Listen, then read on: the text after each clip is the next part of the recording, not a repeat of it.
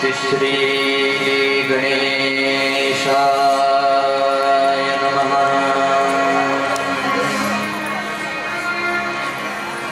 श्री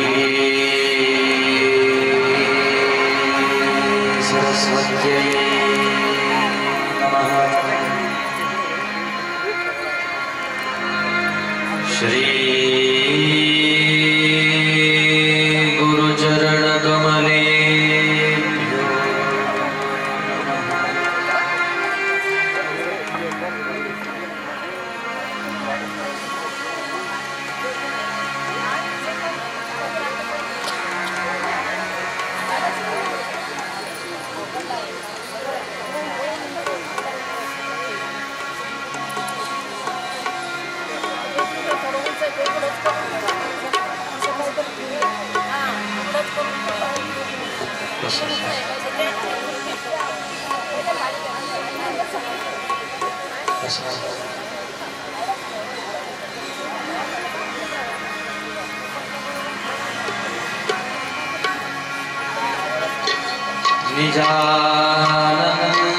निजानंदरूपी जरी घे समाधी जनांची वारी करियाधिव्या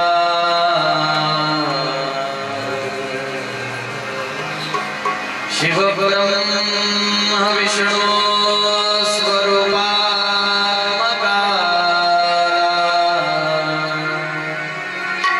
नमस्कार माझा सतगुरु बाळकृष्ण प्रभुला श्रूयता देवदेवेश नारायण जगत्पते त्वदीयनामधानेन कथयिष्ये शुभा कथः। नारायण विधियादिनाथ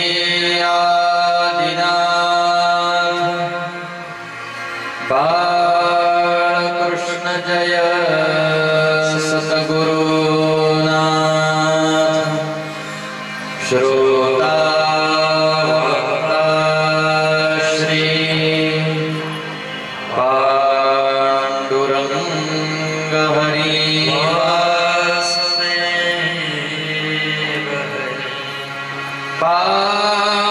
पांडुरंग हरि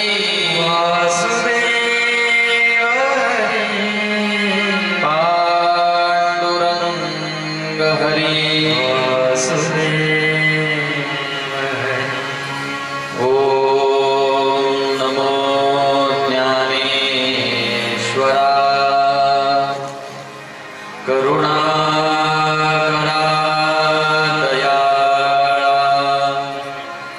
तुमचा अनुग्रह लाभलो पावन झालो चराचरी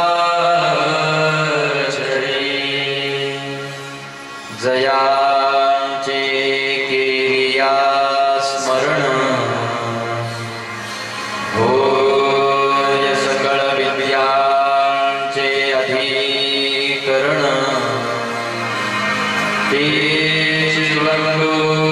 श्री चरण श्री गुरूंचे ते नमस्कार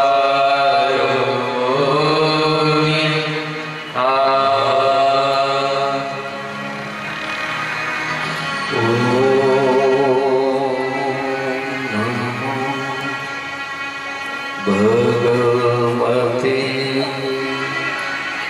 वासुदेवा।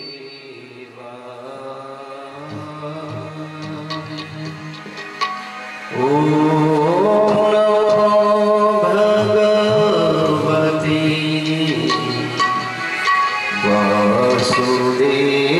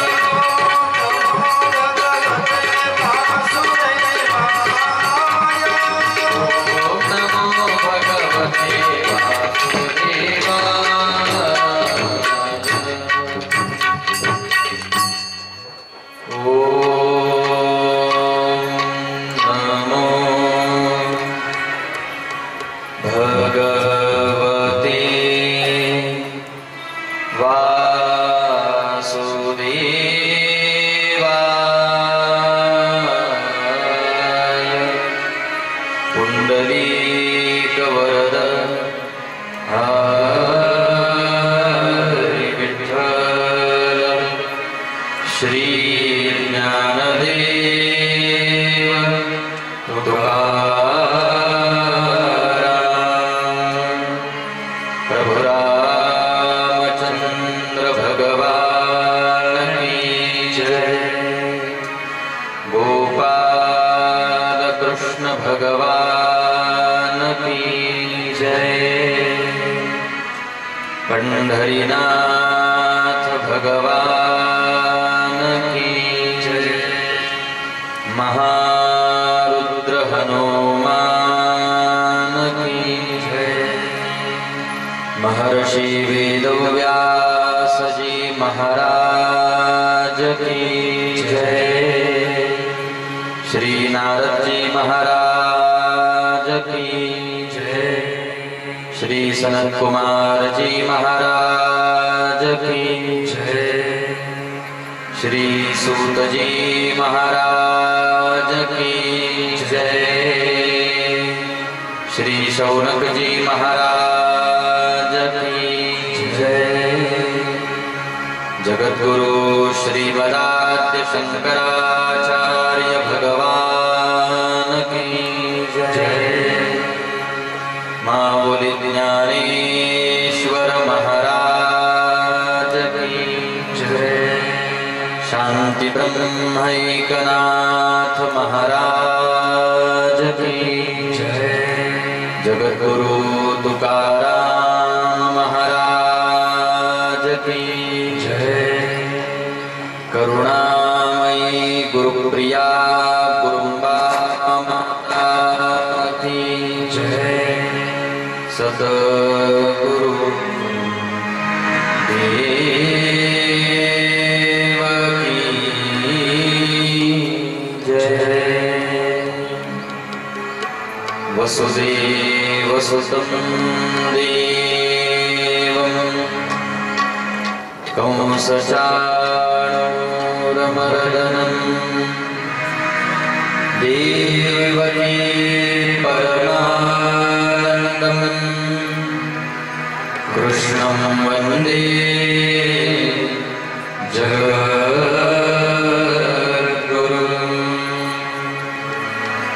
कृष्णाय वासुदेवाय हरये परमात्मने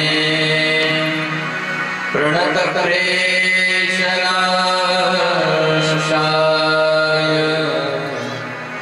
गोविन्दाय नमो नमः। ब्रह्माद नारद पराशर पुण्डरीक व्यासाम्बरीश शुक शौनक भीष्मदार्ढ्यान् रुक्माङ्गदार्जुन वसिष्ठ विभीषणादीन् पुण्यानिमान् परमभागवतान् नमामि। विश्वसर्ग विसर्गादि नवलक्षणलक्षितं श्रीकृष्णाख्यं परं धाम जगद्धाम नमामि तत्। यस्वानुभावमखिलश्रुतिसारमेक मध्यात्मदीपमतितितिर्शतान्तमोऽन्धं संसारिणां करुणयाः पुराणगुह्यं तं व्याससूनुमुपयामि गुरुं। गोपाल कृष्ण भगवान की जय। श्री सुखदेव भगवान की जय।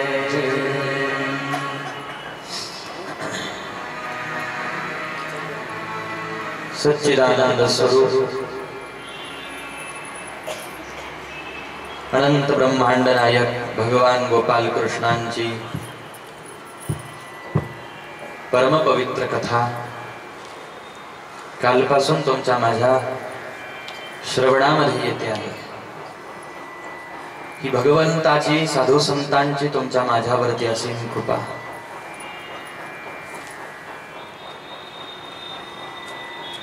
भगवंताची कथा गायन करावी, भगवंताची कथा श्रवण करावी, भगवंताच्या कथेचं आयोजन नियोजन करावं।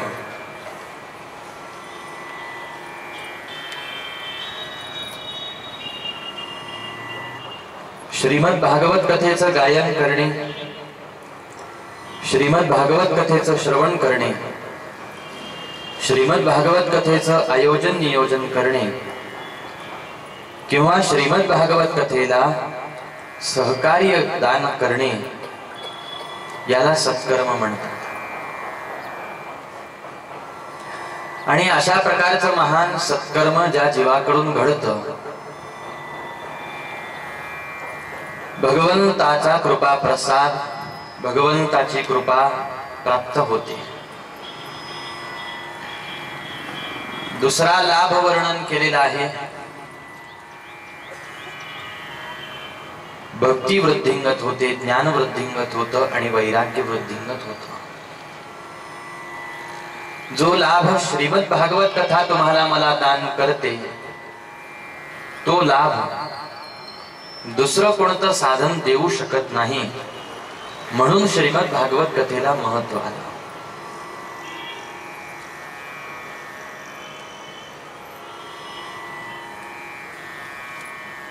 आणि श्रीमद भागवत कथेशिवाय जर का दुसऱ्या कोणत्या साधनाने जो लाभ मिळवायचा आहे तो मिळालाच असता,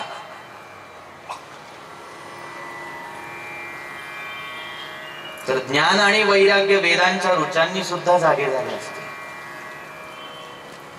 कोणी म्हणेल ते तर जागे झाले होते, जागे होण्याला महत्व नाही महाराज, जागे पण टिकून राहिलं पाहिजे, जागृतावस्था टिकून राहिली पाहिजे।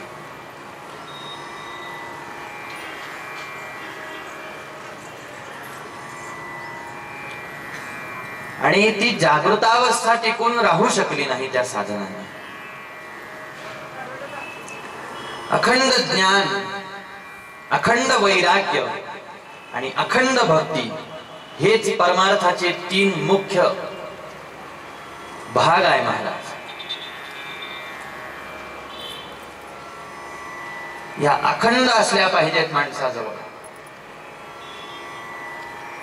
तर ज्याच्या जवळ या तीन गोष्टी अखंड आहेत ना, जराही खंड नाही ज्याच्यामध्ये, ज्या भक्ताच्या ज्ञानामध्ये, ज्या भक्ताच्या वैराग्यामध्ये आणि ज्या भक्ताच्या भक्तीमध्ये, ज्याची भक्ती अखंड सतेज आहे, ज्याचं ज्ञान अखंड सतेज आहे आणि ज्याचं वैराग्य अखंड सतेज आहे महाराज,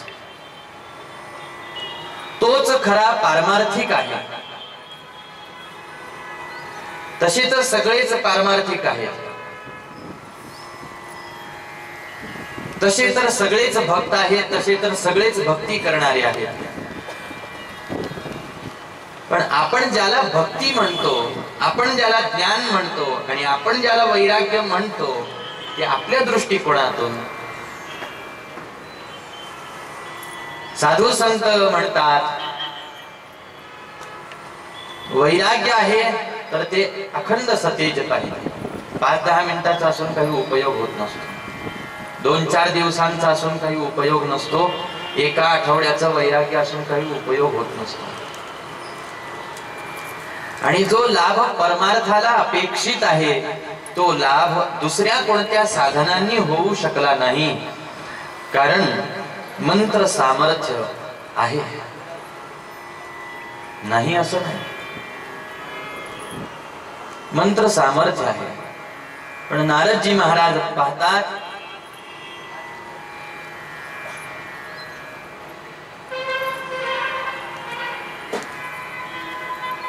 की कलियुगामध्ये सर्व प्रकारची साधनं भस्मसात झालेली आहेत।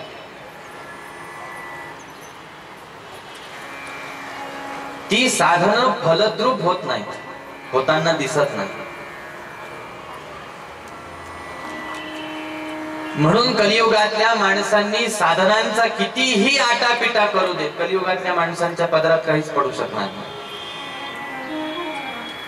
कारण काळाला ते साधन लागू होत नाही महाराज, काळाला ते साधन लागू होत नाही. ते साधन ज्या वेळेला तयार केलं त्यावेळेला त्रेतायुग असेल, त्यावेळेला द्वापार युग असेल, त्यावेळेला सत्ययुग असेल, आता कलियुग आहे.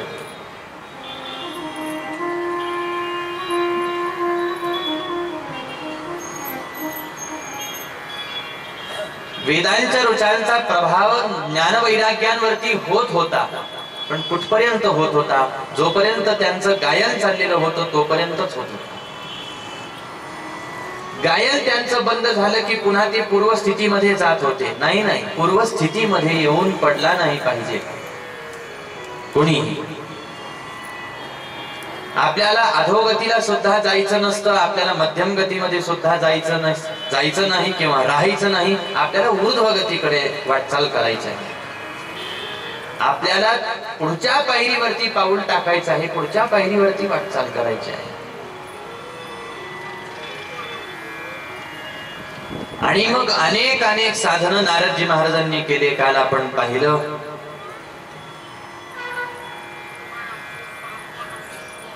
परंतु ज्ञानवैराग्यांना काही सतेजता मिळाली नाही, तारुण्यावस्था मिळाली नाही. प्रश्न मनामध्ये सहज उभा होऊ शकतो की एवढं ज्ञानवैराग्यांना सतेज करण्याच्या, तरुण करण्याच्या पाठीमागं का पडले होते बा नारदजी महाराज? एवढं काय महत्व आहे ज्ञानवैराग्यांचं? जिला आपण मी भक्ती करतो, मी भक्ती करतो, मी भक्ती करतो असं म्हणतो ना, ती भक्ती ज्ञानवैराग्यांशिवाय पूर्ण होऊ शकत नाही. म्हणून अगोदर त्यांना तरुण करण्याचा प्रयत्न नारदजी महाराज करत होते. अहो मी भक्ती करतो, मी भक्ती करतो, मी भक्ती करतो असं म्हणून थोडीच भक्ती होते महाराज. असं म्हणून आजपर्यंत कोणाकडून भक्ती झाली नाही. आणि ज्यांनी खऱ्या अर्थाने भक्ती केली ते असं म्हणत बसले नाहीत. तर ज्या वेळेला आपण त्यांचं चरित्र पाहतो, ज्या वेळेला आपण त्यांचं जीवन पाहतो, त्यावेळेला आपली भक्ती करण्यात आणि त्यांची भक्ती करण्यात फार मोठा फरक दिसतो, फार मोठा अंतर दिसतो. आणि त्यांना भक्ती केल्यानंतर आपण पाहतो चरित्रामध्ये की त्यांना भक्ती केल्यानंतर, नाम गायन केल्यानंतर असा असा अनुभव आला, असं असं फळ मिळालं, असा असा लाभ झाला. तसं तर आम्हाला काहीच होताना दिसत नाही. आम्ही पण तर भक्तीच करतो ना, आम्ही पण तर परमार्थच करतो ना. नाही, पण त्यांच्या भक्ती करण्यात आणि आपल्या भक्ती करण्यात फरक आहे.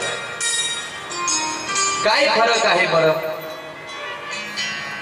ज्ञानाविना जी भक्ती केली जाते आणि वैराग्याविना जी भक्ती केली जाते, ती भक्ती कधीच आपल्याला कृष्ण चरणारविंदापर्यंत घेऊन जाऊ शकत नाही, हरिचरणारविंदापर्यंत नाही घेऊन जाऊ शकत.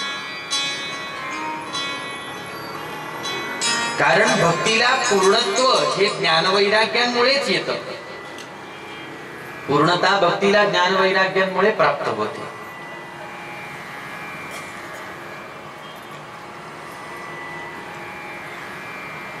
आणि भक्ती माता ही ज्ञानवैराग्यांची आई वर्णन केलेली आहे. इथं उद्धार एकट्या ज्ञानामुळे सुद्धा होत नाही, इथं उद्धार एकट्या वैराग्यामुळे सुद्धा होत नाही, आणि इथं उद्धार एकट्या भक्तीमुळे सुद्धा होत नाही. भक्ती असायला पाहिजे, ज्ञानही असायला पाहिजे आणि वैराग्यही असायला पाहिजे.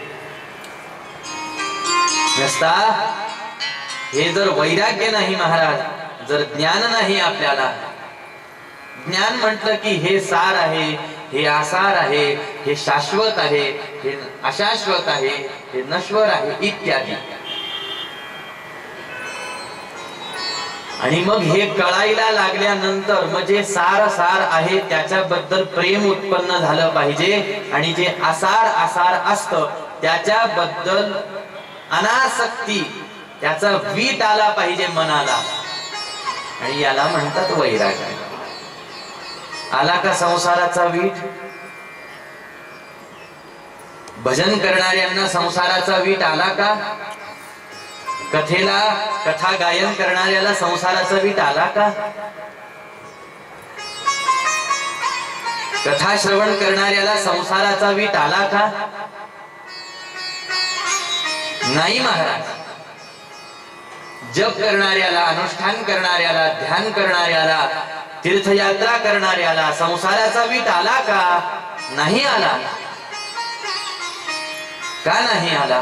कारण वैराग्य अजून झोपलेला आहे. वैराग्य अजून झोपलेलंच आहे महाराज. आणि हीच तर खरी चिंता आहे. हा खरा चिंतेचा विषय आहे महाराज. म्हणून मगाशी आपण ऐकलं की मी भक्ती करतो नुसतं असं म्हणून भक्ती होत नसते. तर ज्या वेळेला खऱ्या अर्थाने भक्ती घडायला लागते ना, त्यावेळेला तर बोलायची सुद्धा आवश्यकता पडत नसते. इतकी भक्ती श्रेष्ठ आहे मला. गोपाल कृष्ण भगवान की. इतका भक्तीचा महिमा अपरंपार आहे.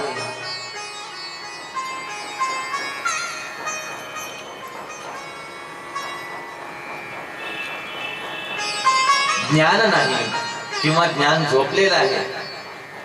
अर्थातच जे असत्य आहे त्याला आपण सत्य मानतो, जे अशाश्वत आहे त्याला आपण शाश्वत मानतो, जे अनित्य आहे त्याला आपण नित्य मानून बसतो. यालाच म्हणतात अज्ञान. आणि या अज्ञानापोटी मग त्या विषयांसंबंधामध्ये मनामध्ये आसक्ती निर्माण होते. आसक्ती भाव. आणि मग ही आसक्ती जर का मनामध्ये आहे तर आपण कितीही भक्ती करा महाराज, ती भक्ती फलदायी होत नसते, होऊ शकत नाही. बस ते फक्त शरीराने करणं चाललेलं आहे, काहीतरी शरीराकडून होत आहे, बस इतकाच फक्त त्याच्यामध्ये फरक आहे. वाईट काहीतरी होण्याच्या ऐवजी चांगलं काहीतरी होत आहे बस.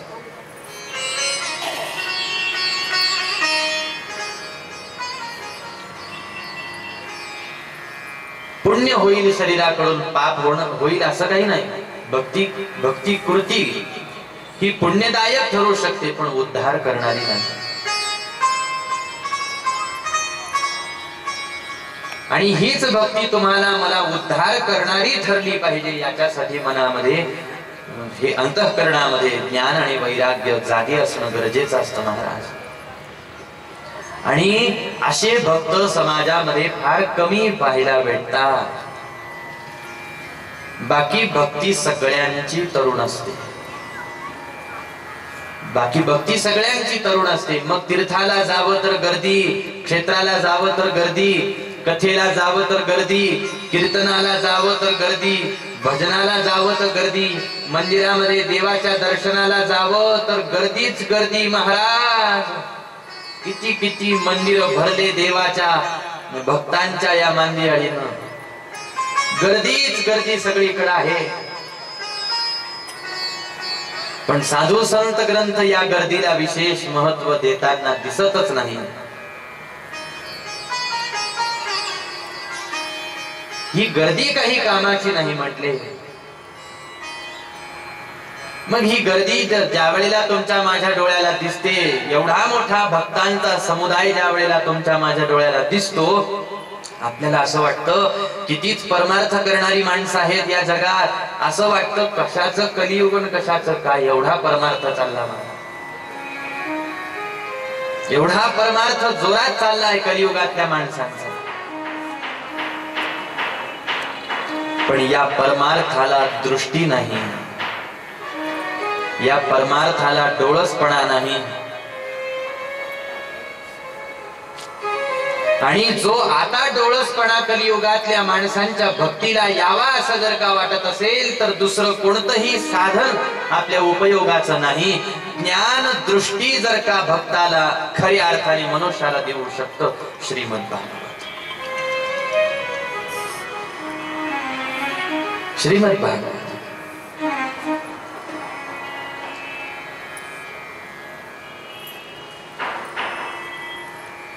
जी तुमच्या माझ्यासारख्या पामर जीवांची, विषयी जीवांची किंवा भक्तांची दृष्टी होत आहे महाराज, किंवा श्रीमद भागवत आपल्याला दृष्टी प्रदान करत आहे,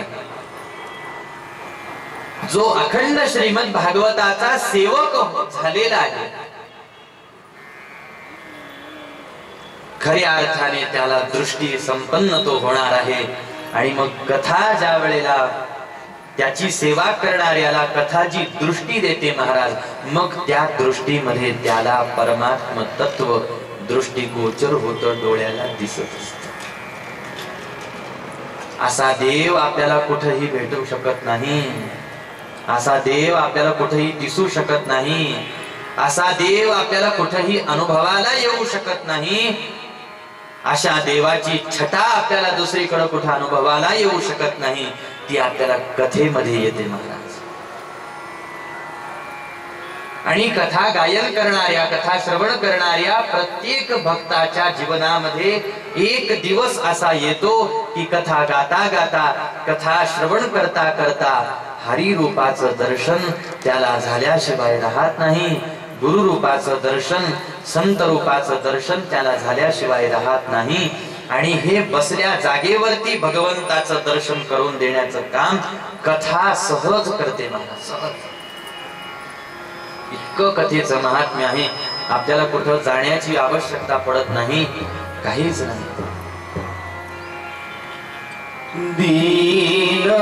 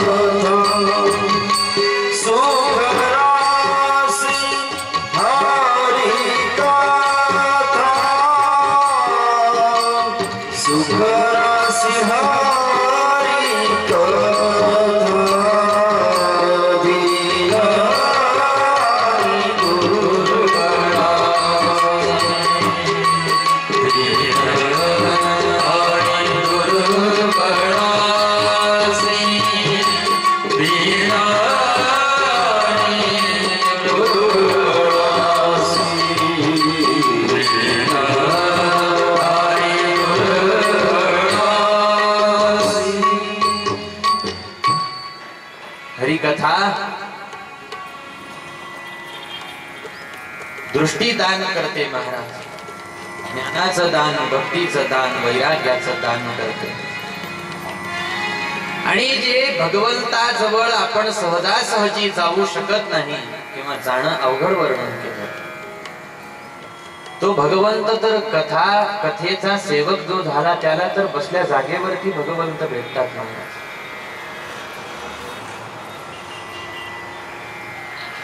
म्हणून जे इतर अन्य साधनांनी साध्य होऊ शकत नाही, जो लाभ होऊ शकत नाही, तो कथेने होतो असं सरळ सांगतात.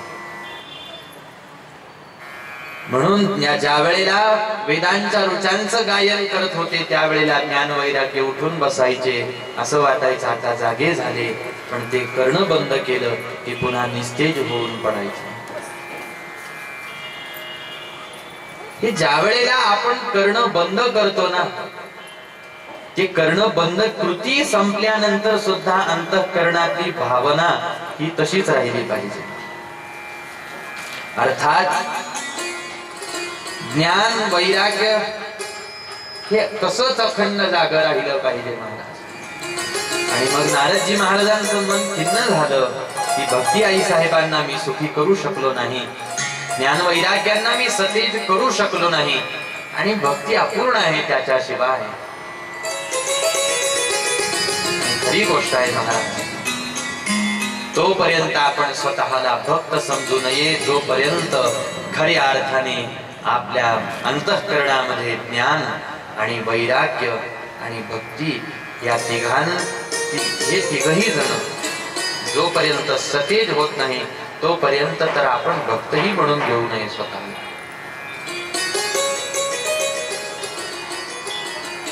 हे ज्या वेळेला खऱ्या अर्थाने अंतःकरणामध्ये आपल्या जागृत अवस्थेमध्ये असतात ना, ते आताही अंतःकरणामध्ये आहेत पण जागृत अवस्थेत नाही, ते सुप्त आहेत, ते झोपलेले आहेत. कारण अजून आपल्याला आसक्ती आहे आणि हे याच्यावरूनच कळतं ते झोपलेले आहेत. कारण अजून आसक्ती आहे आपल्या मनामध्ये.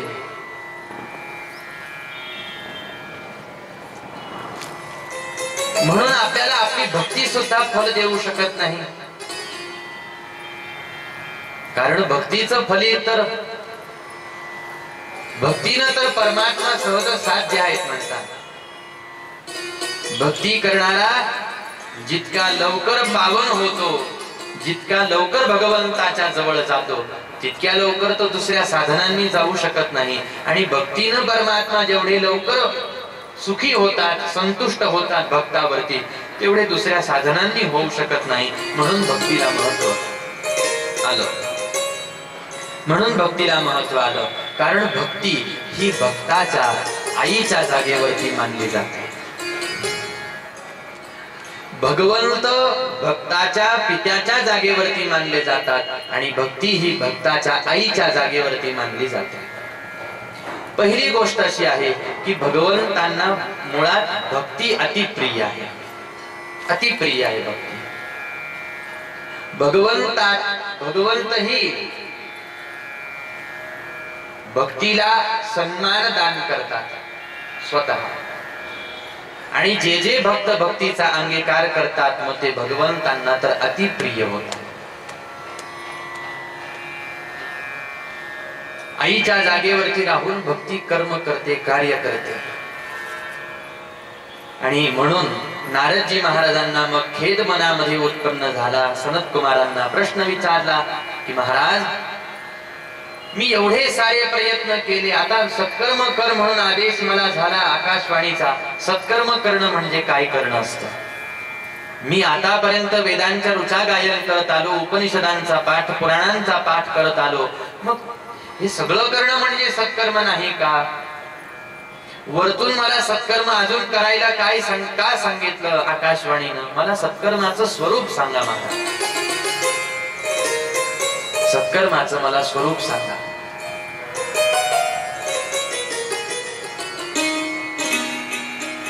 म्हटले श्रीमद भागवत कथा कर ना. म्हणजे श्रीमद भागवत कथेत असं वेगळं काय आहे? वेगळं काय आहे श्रीमद भागवताच्या? तसही श्रीमद भागवताच्या प्रत्येक श्लोकात, प्रत्येक पदात वेदांचाच अर्थ भरलेला आहे. वेदांचाच अर्थ आहे महाराज. मग श्रीमद भागवत गायन केलं काय आणि वेदांच्या ऋचा गायन केल्या काय? फळ एकच मिळालं पाहिजे ना.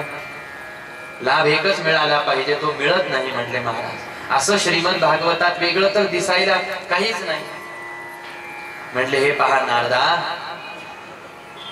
आपल्याला जरी असं वाटत असलं की श्रीमद भागवतामध्ये वेदांच्या ऋचांचाच अर्थ सामावलेला आहे, तरी सुद्धा मग वेदांच्या ऋचा गायन केल्या काय आणि श्रीमद भागवत कथा तर ज्याप्रमाणे जो रस आपल्याला झाडातून प्राप्त होऊ शकत नाही, तो रस आपल्याला मिळावा याच्यासाठी झाडाला जे फळ येतं ते फळ खावं लागतं। फळातून जो रस आपल्याला मिळतो तो सालीतून मिळतो का, तो पानातून मिळतो का, तो त्याच्या फांद्यातून मिळतो का, तो फुलातून मिळतो का? बर मिळाला तरी फक्त कोणाला मिळतो? मकरंद सेवन करणाऱ्या त्या मधमाशीला किंवा भुंग्याला मिळतो। तुम्हाला मला तो ग्रहण करता येत नाही। त्याच्यासाठी फळ झाडाला आलं पाहिजे आणि ते फळ आपल्याकडून सेवन झालं पाहिजे। त्यावेळेला कळतं की हे जे एवढं मोठं आंब्याचं झाड आहे याच्यात किती गोड रस आहे। पण आता पहा, अजून काही आंबे आले नसतील आणि ते यायच्या आधीच त्या आंब्यामध्ये जो रस येणार आहे तो रस झाडातूनच येणार आहे। मग साल काढून खाऊन पाहू ना, मग पानं चावून पाहू, मिळतो का तो रस? नाही महाराज, तो रस जरी झाडातून असला तरी सुद्धा आपल्याला तो झाडातून घेता येत नाही, तो आपल्याला फळातूनच मिळतो। जसा तसं नारदजी महाराजांना सनत कुमार म्हणतात, नारदा त्याच पद्धतीनं वेदांमध्ये जरी, उपनिषदांमध्ये जरी, 6 शास्त्रांमध्ये जरी, पुराण जरी आणि तेच श्रीमद भागवतामध्ये सांगितलेलं आहे जरी, तरी सुद्धा श्रीमद भागवत हे फळाच्या जागेवरती आहे आणि वेद म्हटले गेले की वृक्षाच्या जागेवरती आहे, ज्याच्यातून रस आपल्याला बाहेर काढणं दिसती तेवढी सोपी गोष्ट नाही। त्याच्यासाठी त्याला फळ आलं पाहिजे। आणि मग वर्णन केलं जातं की ज्या वेळेला हा रस खरा आहे महाराज, रस जोपर्यंत मिळत नाही तोपर्यंत जीवाला तृप्ती मिळू शकत नाही, तृप्ती मिळू शकत नाही। आणि अतृप्त असलेल्या या जीवाला तृप्तीचं दान करते भगवंताची कथा, जी भगवंताची कथा पूर्ण रसरूप वर्णन केलेली आहे। आणि का रसरूप असू नये महाराज? ही ज्याची कथा आहे तोच मुळात रसरूप आहे ना। त्याच्याबद्दल वर्णन करताना तर रसो वैसहा असं वर्णन केलं की तो परमात्मा, तो कृष्ण परमात्मा हा रसरूप आहे महाराज। रसामध्ये टाकण्याजोगं काहीच नसतं, तो सगळाच घेण्याजोगा असतो, सगळाच ग्रहणीय असतो। त्याच्यामध्ये काही बिया निघतात का? त्याच्यामध्ये काही कोय वगैरे निघते का महाराज? आणि निघायचा प्रश्नच नाही, कारण त्या अगोदरच बाजूला काढून टाकलेलं असतं आणि रस समोर दिलेला असतो, वाढलेला असतो। मग ज्याच्या समोर रसाची वाटी आली त्याचं काम काय असतं बरं? म्हणजे अजून थोडे दिवस असतील रस प्यायला, पण अगोदरच आपण थोडं थेअरी करून घेऊ ना, प्रॅक्टिकलचं नंतर। रसाची वाटी ज्याच्या समोर आली महाराज, त्यांनी काय करावं बरं? त्याला निवडत बसायचं काम नाही, देणाऱ्यांनी निवडून दिलंय, त्यांनी फक्त तोंडाला वाटी लावावी आणि बस। वाटी रिकामी होत नाही तोपर्यंत वाटी तोंडाची सोडू नये, रस प्यावा। जसं तशी देवाची कथा। या कथेमध्ये टाकाऊ भाग असा काही नाहीच आहे म्हणा। याच्या श्रीमद भागवताच्या प्रत्येक श्लोकात, प्रत्येक शब्दात, प्रत्येक अक्षरात तोच रस व्याप्त झालेला आहे महाराज। वेद तरुचे मधुर फल स्वादुर से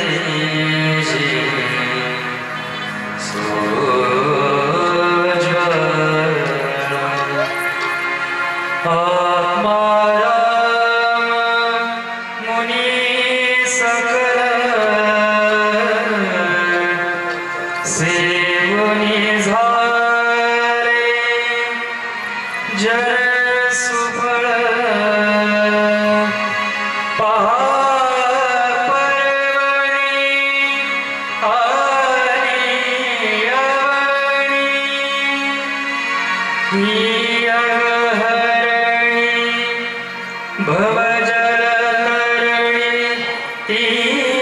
पतिता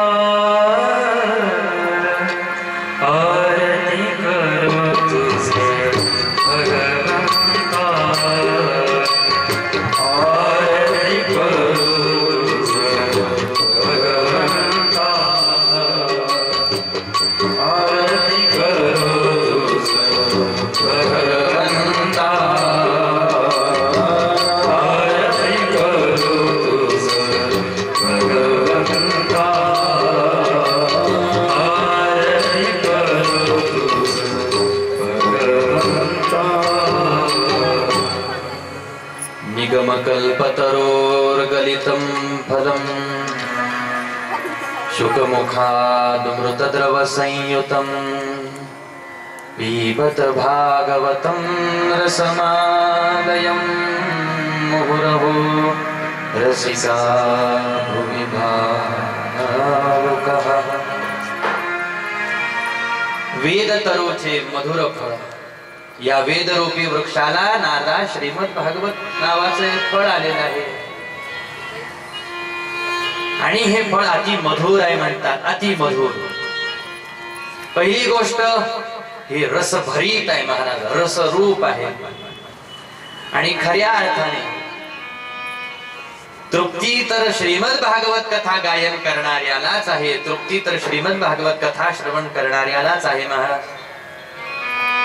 आणि म्हणून हे रसभरीत अशा प्रकारचं फळ आहे, मधुर आहे। बरं मधुर आहे हे कशाने कळालं बरं? हे फळ गोड आहे हे कशाने कळालं? तर पुन्हा कालचा दृष्टांत अनुमान प्रमाणावरून काही गोष्टी कळतात। तर फळ खाण्याच्या आधी सुद्धा बऱ्याच वेळेला कळतं हे फळ गोड आहे। हे कसं कळतं बरं? तर झाडावरच असताना जर एखाद्या फळाला पक्ष्याने चोच लावलेली असेल तर असं मानलं जातं की ते फळ गोड आहे आणि ते गोडच असतं। या अनुमान प्रमाणावरून खाण्याच्या आधीच हे सिद्ध झालं की ते फळ गोड आहे, कारण आपल्या अगोदर पक्षांनी थोडस ते खाल्लेलं आहे। तसं श्रीमद भागवत सुद्धा अति मधुर अति गोड आहे। म्हणजे कशावरून?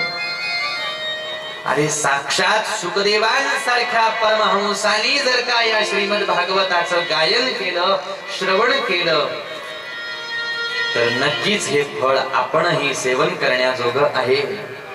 म्हणून नारदा हे सारी साधना करत तू बसू नको, तू श्रीमद भागवत कथेचा आश्रय घे। एक तर गायन कर, आयोजन कर, नियोजन कर अथवा श्रवण कर नारदा, तर अंतःकरणामध्ये भक्ती ज्ञान वैराग्य जागे होतील आणि ते जोपर्यंत जागे होत नाही तोपर्यंत परमार्थाला पूर्णता येत नाही, भक्तीला तोपर्यंत पूर्णत्व प्राप्त होऊ शकत नाही। गोपाल कृष्ण भगवान की जय। आणि मग भक्ति सुतौ तौ तरुणो गृहीत्वा प्रेमैकरूपा सहसा विरासे। आणि भक्ती माता ज्ञान वैराग्यांसहित तारुण्यावस्था प्राप्त झाली आणि हरिकथा मंडपामध्ये येऊन उपस्थित झाल्या। काल आपण ऐकलं आणि नारजी महाराजांना मग मनामध्ये हे आश्चर्य झालं की त्या साधनांनी जे होऊ शकलं नाही ते श्रीमद भागवत कथेने तर काही वेळातच केलं आणि हाच प्रभाव श्रीमद भागवत कथेचा आहे। म्हणून नारदा अशा श्रीमद भागवत कथेला तू सोडू नकोस म्हटलं, अखंड याचं सेवन करत राहिला पाहिजे प्रत्येक भक्ताने। अखंड तू श्रीमद भागवत कथा सतत सतत हिचं गायन आणि श्रवण करत राहा। सदा सेव्या सदा सेव्या श्रीमद भागवती कथा सदा सेव्या सदा सेव्या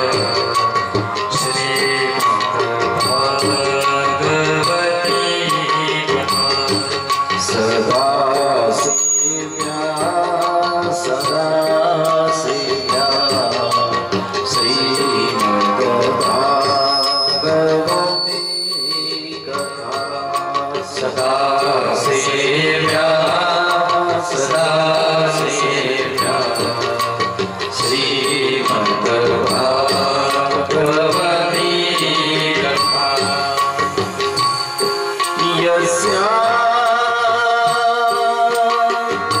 श्रवणमात्रेण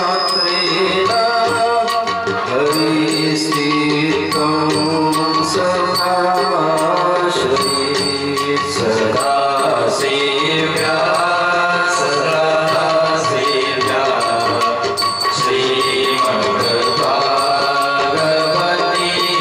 कथा सदा सेव्या सदा सेव्या श्रीमद्भागवती कथा श्रीमद्भागवती कथा श्रीमद्भागवती कथा। आदेश केला नारदा, सदा सेव्या श्रीमद्भागवती कथा।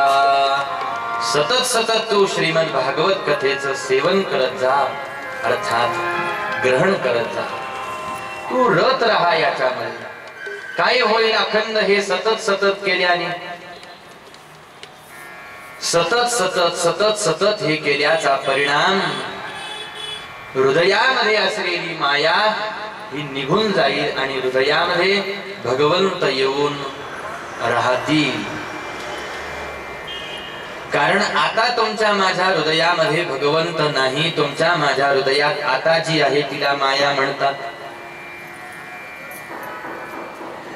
भगवंत आपण काही माणसाने किती जरी म्हटलं की भगवंत माझ्या आतमध्येच आहे, भगवंत माझ्या आतमध्येच आहे, भगवंत माझ्या आतमध्येच आहे, नाही, माणसं खोटं बोलत नाही, ही गोष्ट बरोबर आहे।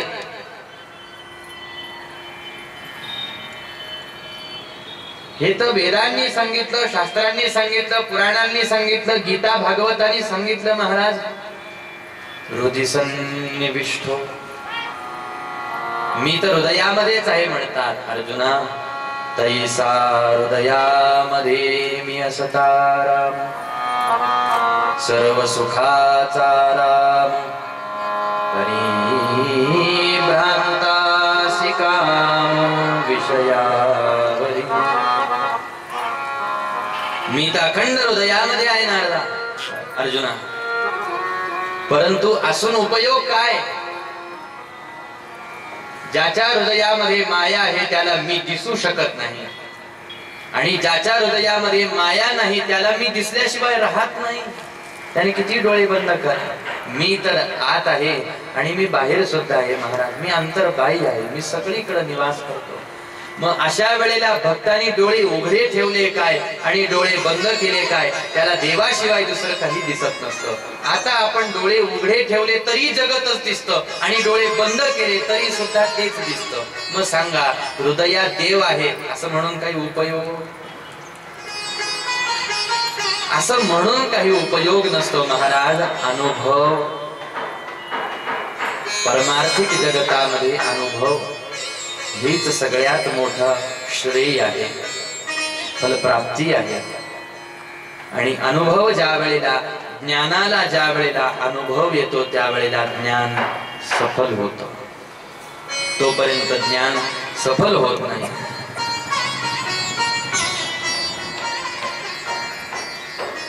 कारण ज्ञानाचं फलित अनुभव सांगितलेला आहे, आणि अनुभवाशिवाय तर माणसाने कशालाच कशातच खंड पाडू देता कामा नये। निघालोच आहोत ना आपण, तर आता अनुभव घेतल्याशिवाय आपण